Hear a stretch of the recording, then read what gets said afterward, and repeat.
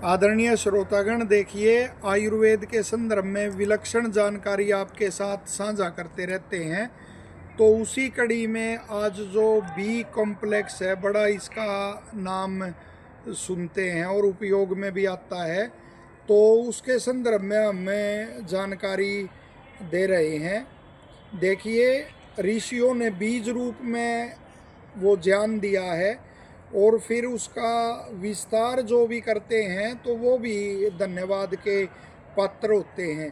तो आधुनिक में जिन्हें विटामिन आदि की संज्ञा दी जाती है, पोषक तत्वों को जो शरीर के पोषण के लिए आवश्यक है, तो ऋषियों ने उनको जीवनीय द्रव्य ब्रिंगण और इस श्रेणी में उनको रखा है कि वो इम्यूनिटी को, जीवनीय शक्ति को बढ़ाते, ब्रिंगण शरीर को पुष्ट करते हैं, रसायनबाजीकरण और फिर ज़्यादा स्थूलता है उसको वो कम करने वाले भी लेखनीय आदि अनेक द्रव्यों का वर्णन किया है।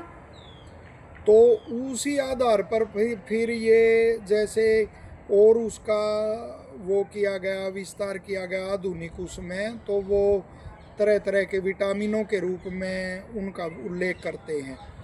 तो जो बी कॉम्प्लेक्स है तो उसके B1 से B12 वो माने गए हैं, और मुख्य जो B1 है, B2 है, B6 है और B12 है, ये मुख्य माने गए हैं। तो हम जो B1 है तो उसका उल्लेख करेंगे, और अमेरिका में इसको विटामिन F के नाम से जाना जाता है।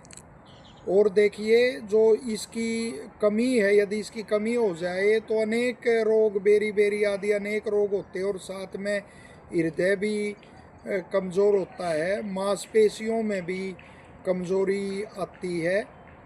तो इसमें इसका वो कमी इसकी नहीं होनी चाहिए, और इसकी कमी को दूर करने के लिए जैसे जो हरी सब्जियां खाता है या बिना पालिश के जो चावल खाता है, और वो छिलके, गेहूं का छिलके के साथ उसका प्रयोग करता है, जैसे दलिया आदि में जो दाल का सेवन करता है, दालों का, तो उसको इसकी कमी फिर नहीं होती।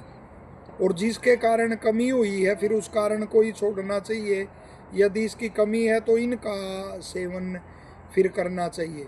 और जो सबसे वो है इसकी कमी का कारण आधुनिक उसमें, देखिए, पहले तो अन्न को जैसे उखल आदि में कूट के और उसका छिलका उतारते थे, पालिश करने से तो वो फिर बिल्कुल उसका वो द्रव्य की शक्ति ही समाप्त हो जाती है।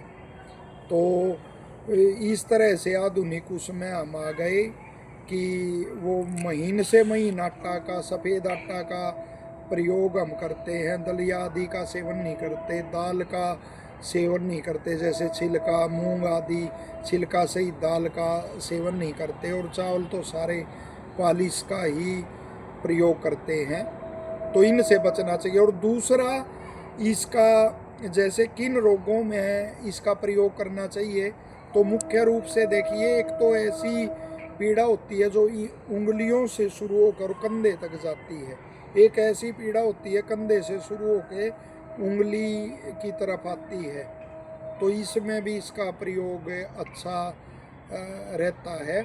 और साथ ही जो गिरदर्शी रोग होता है, रंगड़बाज इसको कहते हैं, तो हिप बोन से शुरू होकर वो नीचे टांग की ओर जाता है, तो उसमें भी इसका उपयोग लाभदायक है।